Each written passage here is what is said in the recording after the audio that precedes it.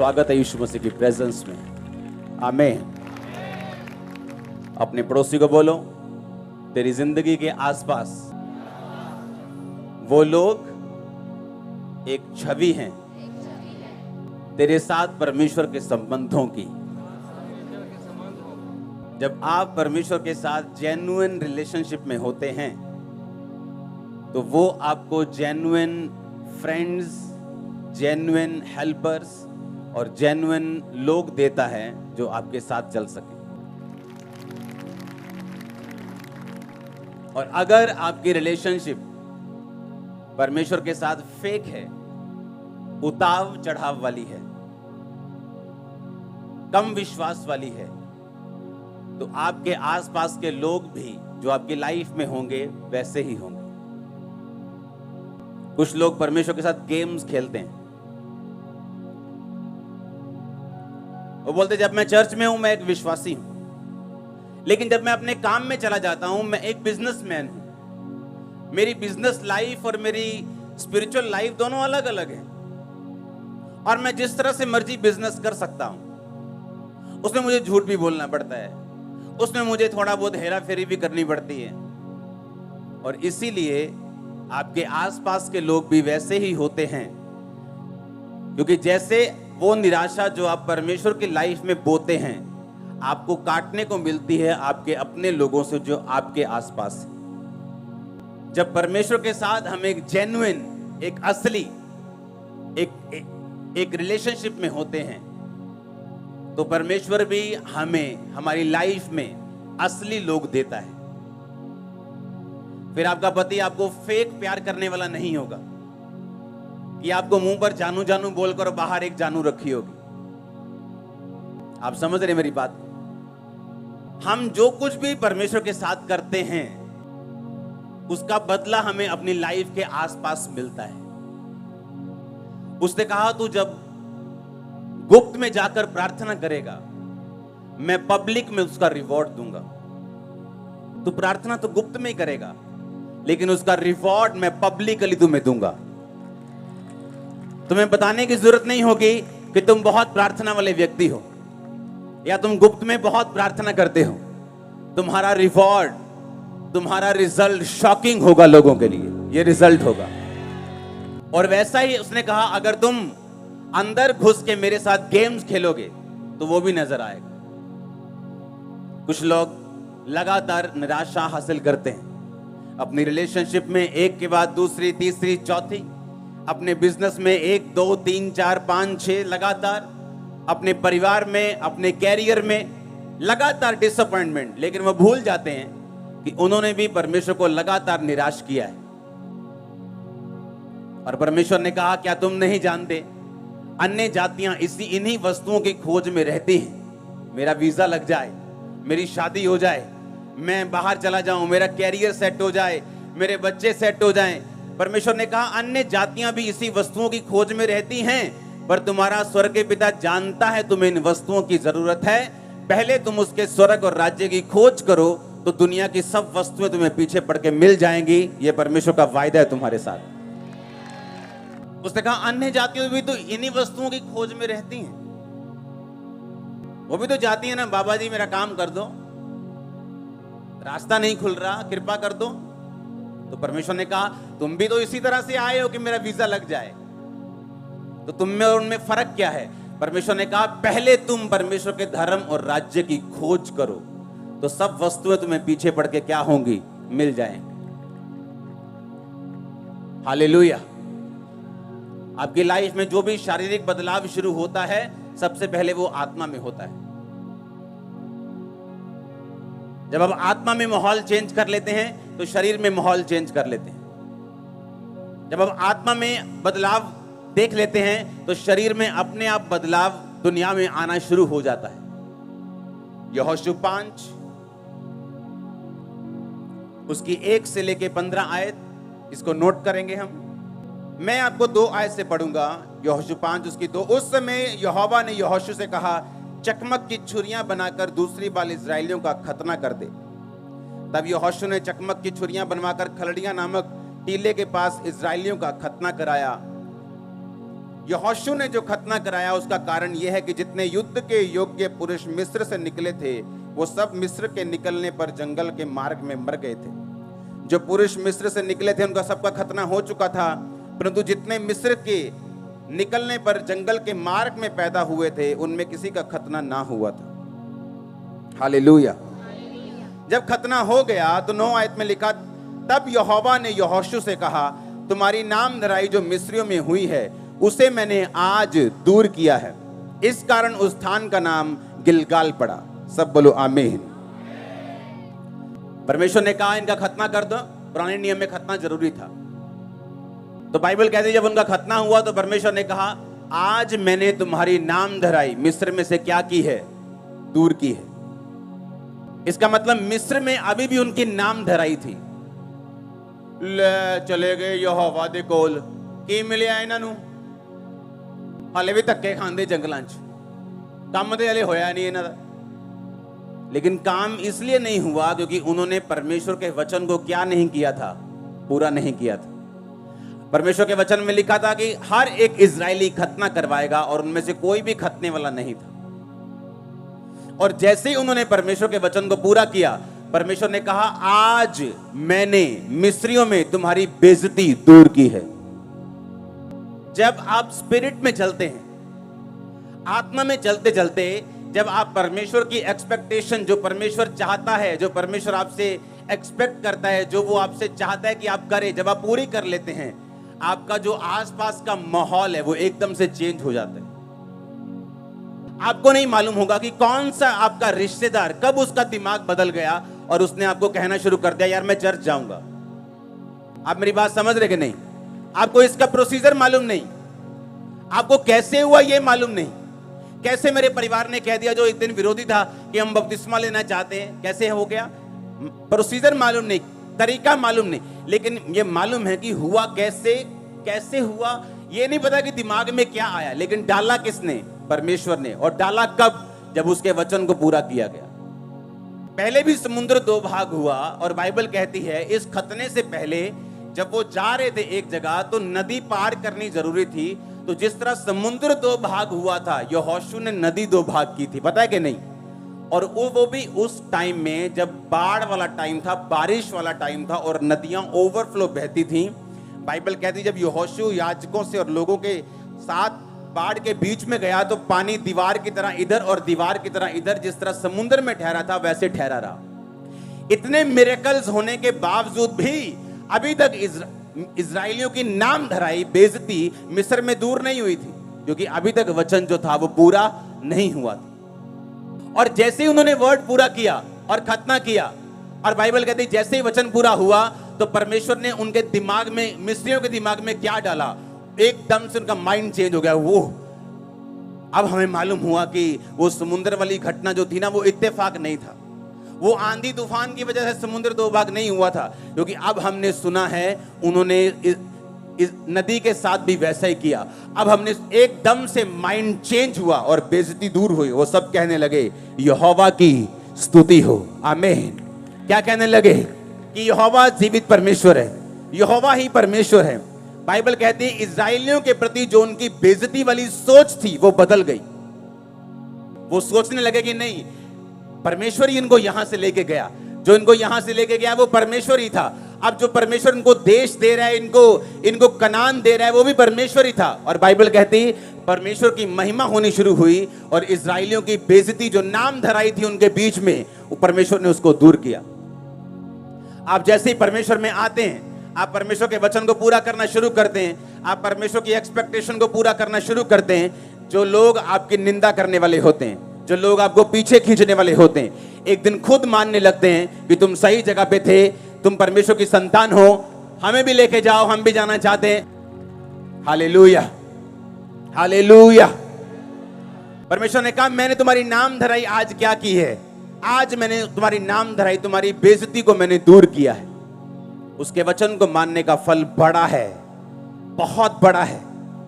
वो आपकी फाइट को खत्म कर देगा जो आपके घर में चल रही है। सरेंडर कर देंगे आपके एनिमीज, सरेंडर कर देगी वो बीमारी, सरेंडर कर देगा वो तूफान, वो फाइनेंशियल ट्रबल, वो कर्जा, वो बच्चों के नशे वाली आत्मा, हालेलुया। आपको परमेश्वर के साथ चलना है, आपको परमेश्वर के साथ बढ़ना है, आपको उसके साथ गेम्स नहीं खेलनी, आपको उसके साथ फेक रिलेशनशिप नहीं रखनी। आपकी आपकी आपकी बिजनेस लाइफ और आपकी स्पिरिचुअल लाइफ दोनों अलग अलग नहीं है, ये एक ही है। आमीन। आप अलग अलग रोल नहीं निभा सकते, चर्च के अंदर और चर्च के बाहर और, फिर आपकी रिलेशनशिप परमेश्वर के साथ सही नहीं। आप हेल्प मांग सकते हैं होली स्पिरिट से कि पवित्र आत्मा मुझे हेल्प कर, मुझे मदद कर कि मैं ये स्पिरिचुअल लाइफ और अपने कैरियर, अपने बिजनेस और अपनी आउटसाइड लाइफ में एक बैलेंस बना सकूं। आमीन। और यही तुम्हारी फाइट है। इसलिए बाइबल कहती है हर एक व्यक्ति अपना बोझ स्वयं उठाएगा। जो बैलेंस बनाना है वो मैंने आपका नहीं बनाना, वो आपने खुद स्टैंड लेना है। आमीन। मैंने आपको गाइड करना है, आपके लिए प्रेयर करनी, आपके लिए प्रोफेटिक वर्ड्स देने हैं, आपको लेके चलना है, लेकिन उसके बाद अपना बोझ आपने स्वयं उठाना है। आपने खुद अपने आप में स्टैंड लेना है, आपने खुद प्रार्थना करने का निश्चय करना है, आपने खुद तौबा करने का निश्चय करना है, खुद एक बैलेंस लाइफ जीने का निश्चय करना है कि आपकी स्पिरिचुअल लाइफ और आपकी कैरियर वाली लाइफ ये अलग अलग नहीं, ये सेम लाइफ है। आमीन। इसलिए परमेश्वर ने कहा जो अपना हाथ हल पर रखकर पीछे देखेगा वह मेरे योग्य नहीं। अगर रोज तू अपना क्रूस उठाकर मेरे पीछे नहीं चलेगा तो तू मेरे योग्य नहीं। हालेलुया। ऊंची आवाज में बोलो हालेलुया। उसकी 13, 14, 15 आयत को पढ़ेंगे आप अपनी स्क्रीन के सामने। तब यहोशू यरीहो के पास था तो उसने अपनी आंखें उठाई और क्या देखा कि हाथ में नंगी तलवार लिए हुए एक पुरुष सामने खड़ा है। यहोशू ने उससे पास जाकर पूछा क्या तू हमारी ओर है या हमारे बैरियों की ओर का? उसने उत्तर दिया मैं यहोवा की सेना का प्रधान होकर अभी आया हूं। तब यहोशू ने पृथ्वी पर मुंह के बल गिरकर दंडवत किया और उससे कहा अपने दास के लिए प्रभु की क्या आज्ञा है? आमीन। जैसे ही उन्होंने खतना किया, बाइबल कहती है परमेश्वर ने एक स्वर्गदूत को भेजा जो उनकी सेना का, स्वर्गदूतों का प्रधान होकर वहां पे गया और उसने कहा तू कौन है, तू कहां से आया है, क्या तू मेरे विरुद्ध है या मेरी ओर है? उसने कहा मैं परमेश्वर की ओर से आया हूं और मैं तेरी ओर से लड़ूंगा, मैं तेरी ओर हूं। इसका मतलब जब वचन पूरा होता है डिवाइन हेल्पर्स आपकी हेल्प करते हैं, एंजल्स की सुरक्षा आपके साथ होती। आप मेरी बात समझ रहे कि नहीं? वो प्रोटेक्शन आपके साथ होती। अपने पड़ोसी को बोलो प्रभु के साथ सही रीति के साथ चल तो सब अच्छा होगा। आमीन। उसने हमें एक मैनुअल दिया, एक बुक दी है, एक बाइबल दी है, एक वचन दिया है जिसके अनुसार अगर हम चलें तो परमेश्वर ने कहा सारी चीजें अपने आप फिट बैठेंगी तेरी लाइफ में। मैं सभी तेरे परिवार को, तेरी फैमिली को, तेरे फाइनेंस को, तेरी सेहत को, हर एक चीज को फिट कर दूंगा जहां वो फिट होनी चाहिए अगर तू मेरे धर्म और राज्य की खोज करेगा तो। आमीन। इस लाइफ में अगर कोई सफर कर रहा है, संघर्ष कर रहा है तो वो परमेश्वर की ओर से नहीं है। समझ आई कि नहीं? लाइफ इज ए स्ट्रगल, ये सबसे बड़ा क्या है? झूठ है। Life is not a struggle. आपने अपने बच्चों को स्ट्रगल करने के लिए पैदा नहीं किया। आपने ये प्लान नहीं किया कि चलो पहला बच्चा करते ताकि ये सदा फाइनेंशियल मुश्किल में रहे, दूसरा बच्चा चलो सदा ये बीमार रहे, चलो तीसरा बच्चा करते हैं सदा इसमें मुसीबतें रहे, सदा जेल में रहे। ऐसा होता है कभी? ऐसा कोई नहीं सोचता। अगर आप नहीं सोचते, परमेश्वर ने कहा तेरी और मेरी सोच में जमीन और आसमान का फर्क है। अगर तू अपने बाल बच्चों को अच्छी वस्तुएं दे सकता है बुरा होकर भी, तो मैं अपने बाल बच्चों को अच्छी वस्तुएं क्यों ना दूंगा? अगर तू रोटी मांगने पर सांप नहीं देता तो मैं अपने बच्चों को अच्छी वस्तुएं मांगने वालों को क्यों नहीं दूंगा? Life is not a struggle, ये झूठ है। लाइफ स्ट्रगल तब है जब हम अपने पिता से, अपने परमेश्वर से डिस्कनेक्टेड हैं, हमें नहीं पता कि जीवित परमेश्वर कौन है, इसीलिए life is a struggle. Life struggle नहीं है, नहीं तो हालेलुया। लाइफ स्ट्रगल नहीं है, इसलिए परमेश्वर ने आपको बाइबल दी है। अगर आप यहोशू 6 पढ़ें तो उसमें लिखा, परमेश्वर ने कहा यहोशू ये सामने यरीहो की दीवार है, और आजकल की दीवारों की तरह वो 13 इंच या 4 इंच या 9 इंच या 18 इंच की नहीं थी, फुटों में थी। इतनी बड़ी मोटी दीवार थी कि उसके ऊपर घर पड़ जाते थे। समझ आ रही कि नहीं? घर थे उसके ऊपर, दीवार इतनी मोटी थी, इतनी मोटी दीवार थी कि उसके ऊपर कमरे थे, घर थे उसकी, इतनी मोटी वो दीवार थी। वो इतनी मोटी थी कि कोई तोप, गोला, कोई उस जमाने के जो आधुनिक हथियार थे उस जमाने के हिसाब से वो दीवार को हटा नहीं सकते थे। कुछ भी दीवार पे मार दो, दीवार को हटा नहीं सकते। वो इतनी मोटी बनाई गई थी और उस दीवार से उस शहर को घेर लिया गया था ताकि कोई भी एनिमी उस दीवार के अंदर ना आ सके और उस दीवार के ऊपर फौजी खड़े रहते थे। परमेश्वर ने वायदा किया था कि वो देश मैं तुम लोगों को, यहोशू तुम लोगों को दूंगा। और परमेश्वर ने कहा यहोशू जा और उस दीवार के रोज एक चक्कर लगा के आ, रोज याजकों को साथ ले जा, वाचा के संदूक वचन को साथ ले जा और रोज उस दीवार का एक चक्कर लगाना और कुछ मत बोलना। 7वें दिन 7 चक्कर लगाना। जब 7 चक्कर पूरे हो जाएं, याजक नरसिंगा फूंके और जब नरसिंगे का शब्द सुनाई दे, सब लोग हालेलुया के जयकारे मारना, दीवार गिर जाएगी। अब सुनो ध्यान से, जो भी परमेश्वर हमें देता है बाइबल में, जो पुराने नियम की कहानियां हैं, वो एक प्रतिबिंब यानी एक आईना है, एक एग्जाम्पल है हमारे लिए। बाइबल कहती, परमेश्वर ने कहा याजकों को साथ लेके जाना। यानी आपकी लाइफ में भी ऐसा समय आता है, मेरी लाइफ में भी आया, जब हमें मालूम होता है कि ये जो दीवार है, ये जो मुसीबत है, ये जो बीमारी है या जो ट्रबल मुझे घेर के खड़ा है, इसका ना तो कोई मेडिकल हल है, ना कोई दुनिया इसका हल है, ना मेरा माँ प्यो इसका हल कर सकता है, ना मेरी पत्नी, ना मेरा पति, ना मेरे बच्चे, कोई इसका हल नहीं कर सकता। इसका हल सिर्फ परमेश्वर कर सकता है। समझ आई कि नहीं? ऐसा आपकी लाइफ में अगर नहीं हुआ तो वो होगा, ताकि परमेश्वर अपनी उपस्थिति साबित कर सके कि मैं तुम्हारी लाइफ में जीवित हूं। अब हुआ क्या? बाइबल कहती जैसे ही वो जा रहे थे, उन्होंने 7 चक्कर लगाए। आपकी लाइफ में जो इम्पॉसिबल चीजें हैं कि आपका पति 20 साल से शराब पी रहा है, आपकी सुनता नहीं, लेकिन जब आप चर्च में आए आपको मालूम होना चाहिए अब वो आपकी सुनने वाला है। लेकिन वो होगा कैसे? ये परमेश्वर ने एग्जाम्पल्स दिए हैं बाइबल में। उसने कहा जब तुम 7 चक्कर लगा लेना तो जय जयकार करना। और बाइबल कहती है वो पहले दिन जब गया तो वाचा का संदूक यानी वचन को लेके गया और याजकों को लेके गया। आप जानते कितने क्रिश्चियंस हैं इस दुनिया में जो ब्रेक हैं, जो टूटे हुए हैं, जो परमेश्वर से दूर हैं, लेकिन है क्रिश्चियन। कारण क्या है? कारण यह है कि वाचा का संदूक वो साथ लेके गए। आज क्रिश्चियंस हद से ज्यादा गिनती में हैं जो रोज बाइबल नहीं पढ़ते। आप जानते हैं, आपने लंगड़े चलते हुए हर संडे देखे हों तो भी आप विश्वास में बने नहीं रह सकते जब तक आप खुद बाइबल नहीं पढ़ेंगे और खुद नहीं सुनेंगे। आप मेरी बात समझ रहे कि नहीं? आपने अपने सामने मुर्दा जिंदा होता देखा हो, अंधे देखे हों, पागल संगलों से छूटते हुए देखे हों, तो भी आपको वचन पढ़ने की जरूरत है। आपको मालूम, अगर आप वचन नहीं पढ़ेंगे, आपकी स्पिरिट में शैतान अविश्वास के साथ और अपने ऐसे वचनों के साथ और अपने ऐसे क्वेश्चंस के साथ अटैक करेगा जिसका जवाब आपके पास नहीं होगा, क्योंकि शैतान कभी भी इमोशनल जवाबों से नहीं मरता, वो वचन के जवाबों से मरता है। आप समझ रहे क्या? हाँ, आपके इमोशंस क्या हैं कि आपने लगड़े चलते हुए देखे, वो इससे नहीं मरता। आपके अंदर वचन क्या है? और बाइबल कहती है वो वचन को साथ लेके गए, वचन उठाया हुआ था। दूसरा, याजकों के साथ। आज कितने क्रिश्चियंस हैं जिनके साथ जो अच्छी चर्चों से संबंध रखते हैं? कितने क्रिश्चियंस ऐसे हैं जिनके साथ ऐसे याजक हैं जो परमेश्वर के करीब हों, फिर वो कहते हैं वो दीवार क्यों नहीं गिरी? फिर वो कहते हैं हमारी लाइफ में जो इम्पॉसिबल काम है वो पूरा क्यों नहीं हुआ? परमेश्वर कहाँ है? अरे परमेश्वर तो वही है जहां वो था। परमेश्वर तो तब भी था जब यरीहो की दीवार नहीं गिरी थी, वो तब भी था जब गिरी थी। अब बात यह है कि परमेश्वर की हुक्मों को, उसकी आज्ञाओं को, उसके जो हुक्म हैं उन्होंने माना कि नहीं माना।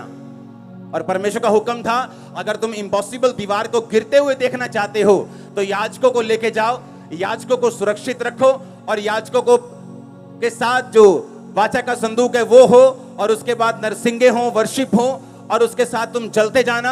आज कितने लोग ऐसे हैं जो अच्छी संगतियों से संबंध रखते हैं? लोगों को लगता है जो घर के पास है वहां चले जाओ, पैसा बचा लो। किराया बहुत लगता है चर्च जाने में, तो पैसा बचाते हैं। पैसा तो बचा लिया, पर दीवार वहीं की वहीं खड़ी। उस दीवार के पीछे कितने करोड़ों बैठे हैं, कितनी ब्लेसिंग्स बैठी, वो नजर नहीं आई, लेकिन वो किराया नजर आया जो चर्च जाने में लगता है। वो नजर नहीं आया जो उसके पीछे श्राप है वो टूटेगा, वो नजर नहीं आया जो उसके पीछे कितने बंधन है वो टूटेंगे, वो शैतान जो जाएगा, वो बीमारियां जो जाएंगी, वो श्राप जो घरों से, नशे के जो चीजों के खत्म होंगे, वो नजर नहीं आया। और बाइबल कहती है वो याजकों को लेके चले, वाचा का संदूक जिसमें परमेश्वर के हाथ के लिखे हुए वचन थे वो लेके चले, और उन्होंने जब वर्शिप की 7वें दिन 7 बार चक्कर मार के, हालेलुया, परमेश्वर ने कहा 7वें दिन तुम 7 बार चक्कर, एक शहर के जब तुम 7 चक्कर लगा लोगे तुम्हारी हालत क्या हो जाएगी। अगर कोई आज का लीडर वहां होता ना, कहता ऐ करो तू ही पता, तू ही मारो पहला नारे, ਤੁਹਾਡਾ शरीर भी उदों ਐਨ चुस्ती च होना है। ਆਪਾਂ ਪਰੌਂਠੇ ਪਰੌਂਠੇ खा के चलते हैं, पहला नारे मार लांगे ते बाद च घूम लांगे। हाँ, परमेश्वर ने क्या कहा? परमेश्वर ने कहा पहले तुम चक्कर लगाओगे 7। हाय 7 चक्कर, लेडीज भी हैं उसमें, बच्चे भी हैं उसमें, बुजुर्ग भी हैं उसमें। कई बार परमेश्वर जो करने के लिए बोलता है ना वो सेंसलेस लगता है, ऐसा लगता है कि परमेश्वर निर्दयी है, ऐसा लगता है कि परमेश्वर को आज का मालूम नहीं आज क्या चल रहा है दुनिया में। अरे छोटा सा बच्चा है, चर्च में गर्मी बहुत होगी, अरे आज बारिश बहुत है, आज गर्मी बहुत है, आज। जब वो शारीरिक रूप में थक गए, परमेश्वर ने कहा अब मारो जय जयकार के नारे। सुनो, समझ आई कि नहीं? और हमें थोड़ी सी गर्मी से डर लगता है चर्च में बैठने में। हालेलुया। इसीलिए आत्मिक चीजों में हम लोग पीछे, जबकि हमें आगे होना चाहिए। अब आगे जा रहे हो, आगे जा रहे हो, परिवार समेत आगे जा रहे हो, फाइनेंस समेत आगे जा रहे हो, सेहत समेत आगे जा रहे हो, यीशु मसीह के नाम में आमीन हो जाए। बरकत तुम्हारी है चर्च। उन्होंने कहा जब तुम 7 चक्कर लगा लोगे तो नारे मारेंगे, बच्चे भी होंगे, बुजुर्ग भी होंगे, लेडीज भी होंगी, जेंट्स भी होंगे, बड़े भी होंगे, छोटे भी होंगे। 7 चक्कर लगाने के बाद शहर के अब हम जय जयकार के नारे लगाएंगे, और जब तुम जय जयकार के नारे लगाओगे, हालेलुया बोलोगे, तो उसने कहा दीवार गिर जाएगी। और जब दीवार गिरी, अगर लोग इस साइड थे कि अंदर वाले ये ना सोचे कोई स्पेशल केमिकल लेके आए और दीवार इधर गिरी, जबकि दीवार किधर गिरी? इधर वाली साइड, जैसे किसी ने उनकी ओर से धक्का मारा हो। हालेलुया। और जब दीवार गिरी, परमेश्वर कहता अब चढ़ जाओ और जो कुछ तुम्हारे सामने है ले लो, मैं तुम्हें तुम्हारे हाथ में करता हूं सारा कुछ। हालेलुया। वो तुम्हारे हाथ में करने वाला, बीमारियों को हाथ में करने वाला, उन श्रापों को तुम तोड़ दोगे खुद अपने हाथों से, पैरों से। उसके पहले के सारे इंस्ट्रक्शंस आपको माननी होगी। आमीन। आपको एक वर्शिपर बनना होगा। सुबह निकले घर से, अगर लेट निकले तो किराया कम तो नहीं लगा, उतना ही लगा ना, ज्यादा ही लगा होगा 10 रुपए, कि ऑटो वालों ने पता कि काका घंटा रह गया हूं तो 15 लगणगे। हाँ, उतना ही किराया लगा, उतना ही एफर्ट लगा, तो क्यों नहीं टाइम पर आए हम? 1 घंटा भी हम वर्शिप मिस क्यों करें? आधा घंटा भी वर्शिप मिस क्यों करें? लेकिन ये स्पिरिचुअल नॉलेज, ये आत्मिक नॉलेज, ये आत्मिक सेंस सब लोगों को नहीं है। इसलिए सारे लोग यहोशू के जैसे नहीं हैं, सारे दाऊद के जैसे नहीं हैं, सारे शमूएल के जैसे नहीं। ये नहीं कि परमेश्वर ने आपको दाऊद की तरह नहीं चुना या आपको पतरस की तरह नहीं चुना, उसने सब कुछ चुना है काम बड़े करने के लिए, लेकिन आपका रिस्पॉन्स कैसा है आत्मिक चीजों के लिए, ये मायने रखता है। हम सुबह टाइम से नहीं निकले, वो बर्तन जो सुबह 7 बजे धोने चाहिए वो हम 9 बजे धो रहे हैं, ये हमारी गलती है। जो काम हम सुबह कर सकते आलस की वजह से नहीं किया, और चर्च में 1 घंटा लेट है। 10 बजे वर्शिप शुरू होते ही हम कोई 11 बजे आ रहे हैं, कोई 11:45 आ रहा है, कोई 10:30 आ रहा है, क्योंकि हम स्पिरिचुअली इतना एक्टिव नहीं है कामों के लिए। अगर आप यहां आए हैं तो मैं सुबह 5 बजे का मान लो आपको देख रहा हूं, मैं रात को अपने प्रेयर रूम में हूं। अगर मैंने क्रूसेड पे जाना है तो कई दिनों तक मैं प्रेयर रूम में हूं। मुझे मीटिंग मिस करनी पड़े कोई बात नहीं, लेकिन मैं प्रेयर में हूं। आत्मिक चीजों का एक मकसद है। हालेलुया। और जब रिजल्ट आता है फिर आपको नजर आता है, अच्छा देखो कितना अच्छा रिजल्ट आया। हालेलुया। लेकिन उस रिजल्ट के लिए आपको कुछ प्राइस, कुछ मूल्य आपको अदा करना होता है, जो हम अदा करने के लिए तैयार हैं या नहीं। हालेलुया। अब वो लोग जिनकी लाइफ में वचन है, वो लोग जिनकी लाइफ में वर्शिप है, वो लोग जिनकी लाइफ में अच्छी संगति है, वो लोग मार नहीं खा सकते। अच्छी संगति उनको संभाल के रखती है। जो वचन वो खुद पढ़ते हैं उनको संभाल के रखते हैं। जो वर्शिप वो खुद करते हैं वो उनके बंधनों को तोड़ती है। आमीन। और इसीलिए परमेश्वर ने हमें वचन दिया, पुराना नियम दिया, नया नियम दिया। हम उन वचनों को स्टोरीज की तरह, जैसे अन्य जातियां पढ़ती हैं अपने पुरानी स्टोरीज की तरह, जिनसे, लेकिन ये स्टोरीज नहीं है, ये जीवित वर्ड है। ये सिखाता है कि उस समय ऐसे हुआ था, अगर तुम पैटर्न फॉलो करोगे तो तुम्हारे साथ भी वैसा हो सकता है, तुम भी ब्लेस हो सकते हो, तुम्हारी भी जो कंडीशन है वो सुधर सकती है। इम्पॉसिबल पॉसिबल हो सकता है, वो हो सकता है। 100% मैंने देखा है। हालेलुया। ऐसा पॉसिबल है अगर हम लगातार उस पैटर्न को, उस वचन को फॉलो करें परमेश्वर के साथ। और जब हम फॉलो करते हैं वो हमारे आसपास का माहौल चेंज करता है, नाम धराइयों को वो दूर करता है, रियल हेल्पर्स को लेके आता है, रियल लोगों को लेके आता है। अगर हमारे रिलेशनशिप प्रभु के साथ फेक है तो लोग भी फेक आएंगे हमारी लाइफ में। आप चर्च में आएंगे और ऐसे पूरा ऐसे आग से भरे हुए, लेकिन बाहर एक गर्लफ्रेंड रखी हुई, आपकी रिलेशनशिप फेक है। और जैसे आप फेक हैं प्रभु के साथ, परमेश्वर भी आपके साथ फेक होगा। उसने कहा मैं तुम्हें कभी ना छोड़ूंगा, कभी ना त्यागूंगा, और मैं तुझे धोखा नहीं दूंगा। इसका मतलब परमेश्वर धोखा देता है। जब तुम उसको धोखा देते हो वो तुमको डबल धोखा देता है। उसने कहा मैं तुम्हें कभी धोखा नहीं दूंगा, क्योंकि तुमने मुझे धोखा नहीं दिया तो मैं भी तुम्हें धोखा नहीं दूंगा। तुम मेरे साथ वफादार रहे हो, मैं भी तुम्हारे साथ वफादार रहूंगा। तुमने मुझे नहीं छोड़ा, मैं तुम्हें नहीं छोड़ूंगा और नहीं त्यागूंगा। जो तुम मुझे दोगे मैं 100 गुना करके तुम्हें वापस करूंगा। सुलेमान ने भवन बनाया, परमेश्वर ने भवन से अच्छा घर उसे दिया। तुम उसको हरा नहीं सकते। अगर धोखा दोगे तो वो बड़ा देगा, पैसा दोगे तो वो बड़ा देगा। तुम जो भी उसको दोगे वो तुम्हें वापस करेगा। हालेलुया। अपने पड़ोसी को बोलो ध्यान से चल। अगर तू प्रभु से, उसकी वाचा से वफादारी के साथ चलेगा तो परमेश्वर भी तेरे आसपास को तेरे साथ वफादार करेगा। उस मैदान के, जिस मैदान में तू चलेगा उसके पत्थर तक तुझसे वफादार रहेंगे। Hallelujah, hallelujah. आपके घर की ईंटें तक आपसे वफादार रहेंगी। आपके स्कूटर, मोटरसाइकिल, आपकी गाड़ियां, आपके सिलेंडर आपसे वफादार रहेंगे। मैं आपको सच कह रहा हूं। हालेलुया। क्योंकि आप परमेश्वर के साथ अगर वफादार हैं तो, अगर आपकी रिलेशनशिप फेक है तो बाइबल बताती है, अगर अभी मैं आपको छोड़ दूं सबको कि अगले आधा घंटा हम लंच करेंगे, आप सब फ्री हो, आपस में बातचीत करो, 15-20 मिनट में ही चुगलखोर इकट्ठे हो जाएंगे, पवित्र लोग अलग इकट्ठे हो जाएंगे, जो प्रार्थना करने उनकी अलग जोड़ी बन जाएगी, व्यभिचारियों की अलग बन जाएगी। उन्होंने ढूंढा कैसे एक दूसरे को, ये बड़ी मिस्ट्री है। कैसे मालूम हुआ तुमको? बस पता लगे ना आप बंदा अपना ही है।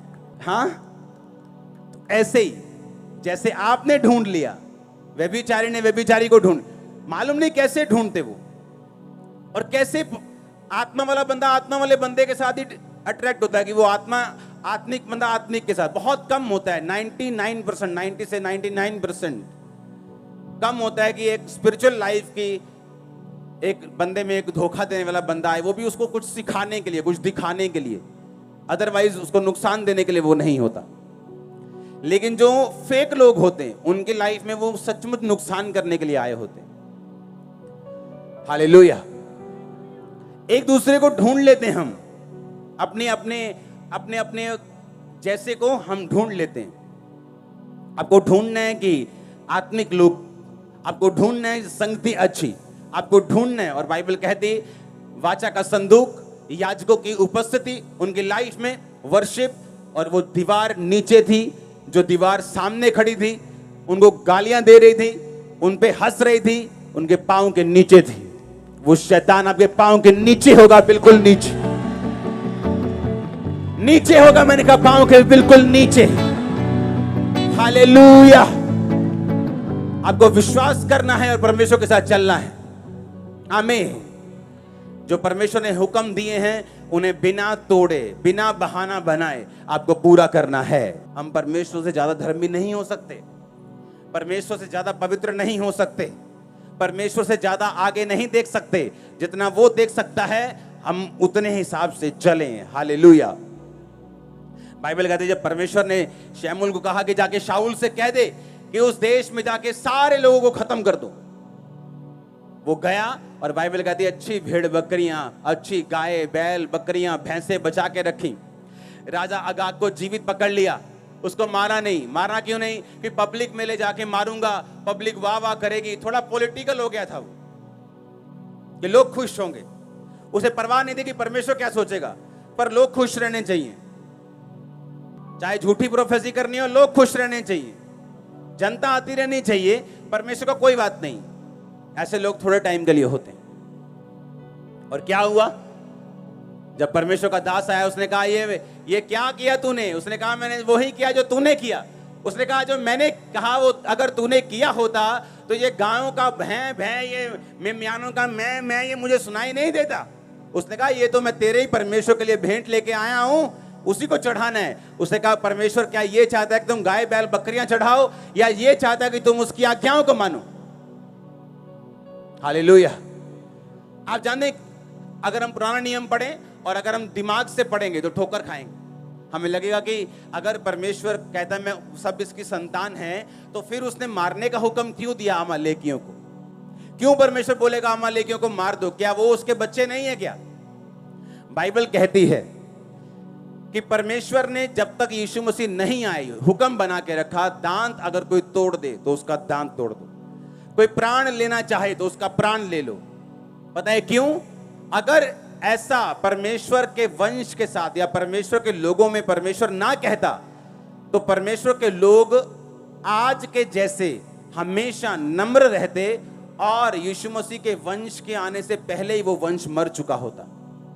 यीशु मसीह आ सके दुनिया में, उसका वंश बच सके, तो परमेश्वर ने ऐसे रूल बनाए कि तब तक यीशु मसीह के आने तक ऐसा रूल बना रहे और इजरायली जाति बनी रहे, उसका वंश बना रहे। और जब यीशु मसीह आए, यीशु मसीह ने कहा अब दांत के बदले दांत नहीं, अब प्राण के बदले प्राण नहीं, अब जो कोई तुम्हारे इधर थप्पड़ मारे उधर कर दो। अरे हमारी बातें मान के तो लोग महान हो गए दुनिया में। हाँ, कहां लिखा है और यहां मारो तो वहां कर दो? कहीं नहीं लिखा, बाइबल में लिखा है। एक बात मान के लोग इतना ग्रेट हो गए, आप पूरी बाइबल मानोगे तो पूछो कहां जाओगे? हालेलुया। परमेश्वर ने मालूम क्यों कहा अमालेकियों को? थोड़े सालों के बाद उन्हीं अमालेकियों के वंश में हामान पैदा हुआ। और हामान ने पता क्या कहा राजा को? कि राजा, ये सारी यहूदी जाति जो तू देख रहा है ना, ये अलग सी है, लंगर नहीं खाती, प्रसाद नहीं खाती, इनको खत्म कर दिया जाए। राजा ने अंगूठी ली, छाप लगाई, बोला खत्म कर दो। पता है क्यों? क्योंकि वो यहूदी थे। कहां से आए थे? शाऊल शमूएल के वंश से आए थे। और क्यों परमेश्वर ने कहा था अमालेकियों का पूरी तरह से नाश कर दे? क्योंकि नहीं तो आने वाले समय में ये पूरी यहूदी जाति को नाश कर देंगे। लेकिन उसने सुनी नहीं। परमेश्वर सिर्फ इस बात से नाराज नहीं था कि इसने बात नहीं सुनी, उसका मकसद बहुत बड़ा था। आप परमेश्वर से ज्यादा धर्मी नहीं हो सकते। हालेलुया। कि नहीं नहीं प्रभु ਨੂੰ थोड़ी पता है दयावान बनो, दयावान। मैं तो नहीं मारूंगा सभी अमालेकियों को, कुछ कुछ छोड़ दिए, भाग जाओ कोई बात नहीं। कि नहीं नहीं मासी का दिल थोड़ी दुखाना हूं। ठीक है मासी, मैं नहीं जाता चर्च। और शाऊल ने भी ऐसा ही किया था। परमेश्वर की आज्ञा भी पूरी करते थे कि जो हाथ में आएगा उसको मार देंगे, जो बचता है बचने दो। और वही उनके लिए खतरा बन गए, वही उनके लिए थ्रेट बन गए। जिस पाप को आज आप खत्म नहीं करेंगे, फ्यूचर में ये आपके बच्चों को खा जाएगा। जिस व्यभिचार को आज आप खत्म नहीं कर रहे, वो फ्यूचर में आपके बच्चों के लिए जहर है। वो जहर भी छोटा शब्द है उसके लिए। जिस पाप को आज आप खत्म नहीं कर रहे, जिसको अपने सांप बना के रखा हुआ है, वो प्रकाशित वाक्य में वो सांप जो उत्पत्ति में सांप था, एक छोटा सपोला था, वो प्रकाशित वाक्य में अजगर बन चुके हैं। और अजगर निगल लेते हैं। लोग तब नहीं सुधरते जब वो पाप करते हैं और कहते कोई बात नहीं, लेकिन जब वो अजगर बन के पूरे परिवार को निगल लेता है, तब वो रोते हैं। तब रोने का फायदा नहीं, अब हो गया जो होना था। हम प्रभु से ज्यादा धर्मी नहीं। अगर वो कहते हैं कि अगर तेरी दाहिनी आंख ठोकर मारती है तो फेंक दे उसको, फेंक दे कुछ देर के लिए रिश्तेदारों को, फेंक दे कई बार कुछ देर के लिए अपने कैरियर को, अगर वो तेरी आत्मिक जिंदगी के सामने आता है, क्योंकि तू सब कुछ फेंक कर भी स्वर्ग राज्य में प्रवेश कर जाएगा, और जो तू फेंकेगा मैं इस दुनिया पर 100 गुना वापिस भी तुझे करूंगा, ताई माने पर करूंगा। आमीन। ताई माने के ऊपर। पतरस ने कहा प्रभु हम सब कुछ छोड़कर तेरे पीछे हो गए, हमें क्या मिलेगा? परमेश्वर ने कहा एक भी ऐसा नहीं, ना होगा आने वाले समय में, जिसने मेरे लिए कुछ छोड़ा हो और 100 गुना ना पाए। खेत छोड़े 100 गुना, पैसा छोड़ा 100 गुना, घर छोड़ा 100 गुना, और साथ में अनंत जीवन भी। इस दुनिया की बरकतें भी तुम पाओगे 100 गुना, और अनंत जीवन भी पाओगे 100 गुना। तुमने प्रभु के लिए इज्जत को छोड़ दिया, लोगों ने तुम्हारी बेइज्जती की, परमेश्वर ने कहा मैं 100 गुना 1000 गुना इज्जत वापस करूंगा तुम्हें, इसी दुनिया पर करूंगा, और स्वर्ग में अनंत जीवन भी तुम्हें दूंगा। Hallelujah, hallelujah, hallelujah. अब फैसला आपने करना है कि परमेश्वर के साथ वफादार रहना है, गुड रिलेशनशिप बना के रहना है, कि फेक रिलेशनशिप रख के अपने आसपास के लोगों को भी वैसा देखना है जैसा आप परमेश्वर के साथ हैं। क्योंकि आपके आसपास की जिंदगी एक छवि है, प्रतिबिंब है, एक मिरर है जो आपने परमेश्वर के साथ किया है। Hallelujah, hallelujah. अब आपने देखना है आपने क्या करना है, चॉइस आपके हाथों में। आपको आपका पास्टर आपके घर में देखने नहीं आने वाला, आपने कितनी शराब पी, आपने कितनी ब्लू फिल्म देखी, वो नहीं देखेगा, लेकिन परमेश्वर देखेगा, उसी के हिसाब से हमें बदला देगा। आज जो पाप सांप की तरह है, कल वो अजगर की तरह है। आज वो आपको खत्म कर रहा है, कल वो परिवारों को खत्म करेगा। आपने फैसला करना है क्या करना है। हालेलुया। वो हमें फैसला करना है हमें क्या करना है। अपने पाप को पालकर अजगर बनाना है उसको, या उसको आज ही उसकी सिरी कुचल देनी, उसका सिर कुचल देना है। आमीन। और आगे बढ़ना है परमेश्वर के साथ। जब उन्होंने वचन को पूरा किया, जब खत्म किया, तो परमेश्वर ने मनों को बदलना शुरू कर दिया। विरोधियों के मनों को बदलना। मन, परमेश्वर ही मन बदल सकता है, आप नहीं बदल सकते। आप कुछ भी दिखा सकते हैं लेकिन मन नहीं बदल सकते। लेकिन मन बदलने वाला परमेश्वर है। जैसे उन्होंने प्रभु के वचनों को पूरा किया, परमेश्वर ने विरोधियों के मन बदलने शुरू कर दिए। परमेश्वर ने कहा आज मैंने तुम्हारी नाम धराई, तुम्हारी बेइज्जती को आज मैंने दूर किया है, जब तूने वचनों को माना है। सडनली रियलाइज होगा आपके लोगों को कि नहीं, वो जगह सही, यीशु मसीह सही। एकदम से आपके हस्बैंड को, आपकी वाइफ को, आपके नशे करने वाले बच्चों को एकदम से रियलाइज होगा, एकदम से मालूम दिमाग में कुछ आएगा कि नहीं, मुझे परमेश्वर के साथ चलना है। तू बच, तेरा घराना बचाया जाएगा। तू बच, तेरा घराना बचाया जाएगा। जब तू मेरे धर्म और राज्य की खोज करेगा, तो सब वस्तुएं तुझे पीछे पड़ के मिलेंगी। हासिल करोगे आप सब चीजों को, ए से लेके जेड तक यीशु मसीह के नाम में। मैंने कहा ए से लेके जेड तक यीशु मसीह के सामर्थ्य नाम में। उसने कहा मैं अल्फा, मैं ओमेगा, मैं आखिरी, मैं अंत, मैं शुरू हूं। मैं आप सब चीजों को हासिल करने पाएंगे जो परमेश्वर ने आपके लिए रखी हैं। शैतान के कामों का नाश होगा आपकी लाइफ से, उसके कामों का नाश होगा आपके फाइनेंस से। आमीन हो जाए बरकत आपकी है चर्च। Hallelujah, hallelujah. अपने पड़ोसी को बोल वफादार रहे, इसमें तेरा फायदा है। आमीन। फिर से बोलो पड़ोसी से वफादार रहे, इसमें तेरा क्या है। आमीन, आमीन। 7 बार बोलो आमीन, आमीन। हालेलुया।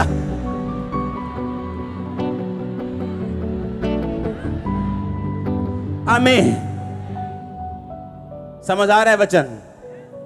हाँ, कैसे परमेश्वर काम करता है। अब मिरेकल्स पहले भी हो रहे थे, लेकिन परमेश्वर ने उनके हार्ट को चेंज कर दिया। और परमेश्वर ने कहा आज मैंने वो नाम धराई क्या की है? दूर की है। कब? आज। आज आप नहीं जानते, आज आप तौबा करके जाए और एक गुड न्यूज आपकी वेट कर रही हो, क्योंकि उस पर आपका कोई कंट्रोल नहीं। उस पर कंट्रोल तो सिर्फ वही है जिसने जमीन और आसमान को बनाया है। अमृतसर क्रूसेड के लिए तारीफ करो जोर से। लोगों को लगता है कि वो बहुत बड़ा इकट्ठ था, तो मैं उनको बताना चाहता हूं ये शुरुआत है। परमेश्वर ने मुझे दिखाया कि अब आधा किलोमीटर नहीं, अब 5-5 किलोमीटर लंबे क्रूसेड होंगे। आपको ऐसा लगेगा कि आप आधे फगवाड़े तक गाड़ी पार्क करके आए हो, चलते जा रहे हो। एक क्रूसेड कब खत्म होगा? आमीन। सुनो, अगर हम धर्म को फैलाने वाले होते तो लड़ते। हम धार्मिकता को फैलाने वाले। वो कहते हैं कि मैं नया धर्म बनाने के लिए नहीं आया, मैं धार्मिकता को बनाने के लिए आया। इसलिए हम सबसे प्यार करते हैं, करते रहेंगे। हमें कोई मतलब नहीं कोई क्या कहते हैं, हम करते थे और करते रहेंगे। अपना काम करते थे और वो भी करते रहेंगे। हालेलुया। अपने हाथों को उठाओ। सुनो मेरी बात, अगर हम वचन के सगे नहीं, कोई दुनिया में आपका सगा नहीं हो सकता। मैं आपको लिख के देता हूं। आप हमेशा खाली, ठगे हुए महसूस करेंगे। जैसे किसी ने चोरी कर ली, आपको लगेगा कोई आपका अपना नहीं, जब तक आप वचन के साथ पूरा संबंध नहीं बना लेंगे। क्यों? आपको बनाया ही ऐसे गया है। आपको ऐसे किया गया है। आपकी जो फंक्शनिंग है ना, आपका जो सॉफ्टवेयर है, वो बनाया ही परमेश्वर ने इस तरह का है कि आप इससे अलग कर ही नहीं सकते कुछ। और जितना हम परमेश्वर के खिलाफ फाइट करेंगे, उतना खिंचेंगे, उतना फ्रस्ट्रेट होंगे और वापिस फिर उसी पहाड़ के नीचे आएंगे। हमें फैसला करना है खुदा के साथ फेथफुल रहने का, और वो आपके लिए बेस्ट रास्तों को ओपन करेगा। वो मेक श्योर करेगा आपकी टेस्टिमनीज, आपकी गवाहियां, आपका फाइनेंस, आपका परिवार बेस्ट हो। और आमीन ऊंचा चाहिए। उठाओ अपने हाथों को। Thank you Jesus. हिलाओ हिलाओ हिलाओ अपने हाथों को।